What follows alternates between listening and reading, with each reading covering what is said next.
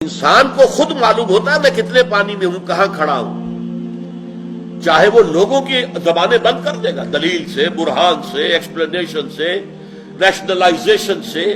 آپ دلیل کے ساتھ نہیں، یوں نہیں ہے، یوں ہے، میں نے جو کیا تھا تو اس لیے کیا تھا، یوں نہیں کیا تھا، میری نیت نیک تھی۔ آپ نے لوگوں کی زبانیں تو بند کر دی۔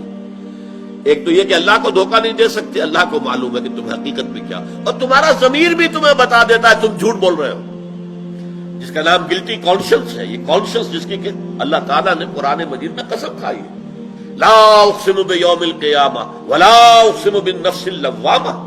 یہ جو اندر سے ملامت ہوتی ہے انسان کو، دیکھو تم غلط کر رہے ہو، تم ظلم کر رہے ہو، تمہیں نہیں کرنا چاہیے، لیکن انسان جو ہے وہ ڈٹائی کے ساتھ وہ اپنے ضمیر کی آواز کو دبا کر غلط کام کرتا ہے۔ اس اعتبار سے وہ جو عمل وہ اپنے آگے بھیج چکے ہیں، جو کرتوت ان کے جا کے جمع ہو چکے ہیں، جو اللہ تعالیٰ کی الکتاب ووضع الکتاب جیسے سورہ کہف میں کہا گیا، جب وہ اعمال نامہ کوئی جوائنٹ قسم کا کوئی کمپیوٹر ہوگا جس میں ہر انسان کے لیے وہ ایک بس بٹن دبانے کی دیر ہوگی کہ اس کی پکچر سامنے آ جائے گی، پوری زندگی کی تصویر دیکھ لو بھائی، خود دیکھ لو، ایک ایک لفظ جو بولا تھا وہ سامنے۔ آج تو ہمارے لیے یہ چیزیں ماننا بہت آسان ہو گیا۔ آج سے 200 سال پہلے لوگوں کا ماننا وہ کلیتاً ایمان بالغیب تھا، آج تو ہمارے سامنے ہے۔ آپ بٹن دباتے جو مر چکے ہیں ان کی آوازیں سن رہے ہیں، ان کے گانے سن رہے ہیں، جو بھی گلوکار یا گلوکارائیں مر چکی ہیں ان کے بھی گانے آپ پر ٹیلی ویژن کے اوپر ریڈیو پہ سن رہے ہیں، اس لیے کہ وہ سب ریکارڈ ہے، فلم موجود ہے۔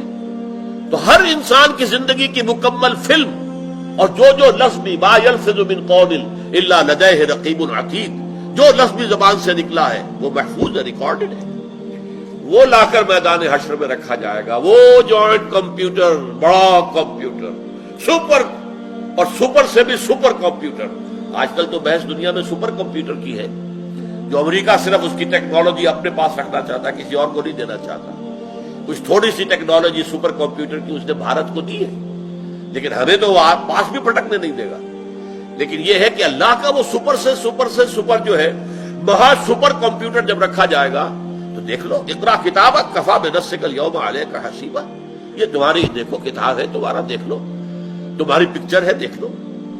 تو فرمایا جو کچھ انہوں نے آگے بھیجا ہوا ہے انہیں معلوم ہے، ان کا ضمیر جانتا ہے کہ انہوں نے حرام خوریاں کی ہیں، غلط کام کیے ہیں، انہوں نے جھوٹ بولے ہیں، انہوں نے اللہ کی کتاب کو چھپایا ہے، انہوں نے فتوے دے کر پیسے حاصل کیے ہیں، فتوے بیچے ہیں، خوب جانتا ہے۔